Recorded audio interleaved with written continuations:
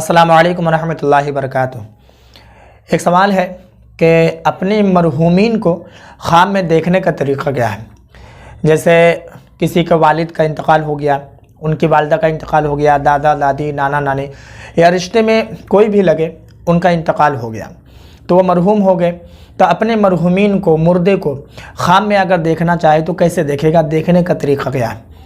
تو اس کے بارے میں آپ کو بتاتا ہوں کہ اس کا کیا عمل ہے یا پھر کیا اس کا وظیفہ ہے اور کتنا دن کرنا پڑے گا اور کس طریقے سے کرنا پڑے گا، کیونکہ بہت سارے لوگوں کے یہ چاہت ہوتی ہے۔ جیسے مثال کے طور پر اگر ہمارے کوئی اپنے گزر گئے ہیں تو اب میرا خیال کبھی آیا کہ میں اسے دیکھنا چاہتا ہوں کہ وہ کس حال میں ہے، تب وہ وظیفہ کروں گا، وہ عمل کروں گا تو وہ خواب میں آئیں گے اور پھر اس کے حالات سمجھ میں آ جائیں گے کہ وہ کس حال میں اور کس حال میں نہیں۔ اگر مردے خواب میں آ گئے اور اچھے پوزیشن میں ہے تو سمجھ میں آ جائے گا کہ بھائی خوشحال ہے، اور اگر یہ سمجھ میں آیا کہ ان کے بدن میں سانپ وغیرہ لٹکے ہوئے ہیں، سانپ وغیرہ اسے کاٹ رہے ہیں، تو یہ سمجھ میں آ جائے گا کہ وہ پریشان حال میں، پھر اسی طریقے سے جو ہے خوشی کا اظہار ہوگا، غم کا اظہار ہوگا۔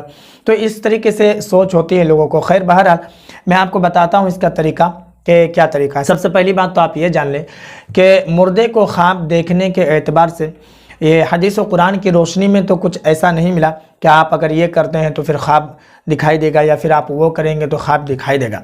اور حتی الامکان جو علماء کرام کی کتابوں میں بھی اگر آپ پڑھیں گے یا پھر اور بھی کسی بھی عالم علماء سے آپ پوچھیں گے تو وہ آپ کو یہی مشورہ دیں گے، آپ انہیں خواب دیکھنے کے بجائے بہتر ہے کہ آپ اس کے لیے ایصال ثواب کریں۔ اس کی وجہ کیا ہے؟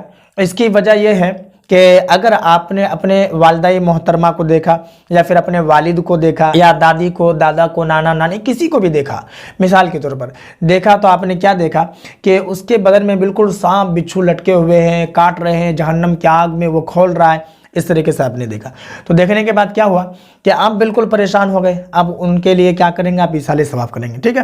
ایصال ثواب کریں گے، 1 دن 2 دن 4 دن 5 دن 6 دن کریں گے۔ کرنے کے بعد پھر آپ وہی وظیفہ کریں گے، وہی عمل کریں گے کہ تاکہ اب سمجھ میں آ جائے کہ وہ کس حال میں ہے، کیا معاملات ہیں اس کے ساتھ۔ پھر آپ وہ وظیفہ کریں گے، وہ عمل کریں گے، اور کرنے کے بعد اگر وہ خواب میں نہ آئے تو پھر آپ کیا کریں گے؟ ایسی صورت میں آپ پھر ہمیشہ ہمیشہ کے لیے پریشان ہو جائیں گے۔ اس کے علاوہ جیسے آپ یہ معلوم کرنا چاہتے ہیں کہ وہ کس حال ہے، آپ کو پتہ ہے کہ قبر کے اندر کیا ہو رہا ہے، کس کے ساتھ کیا معاملات ہیں۔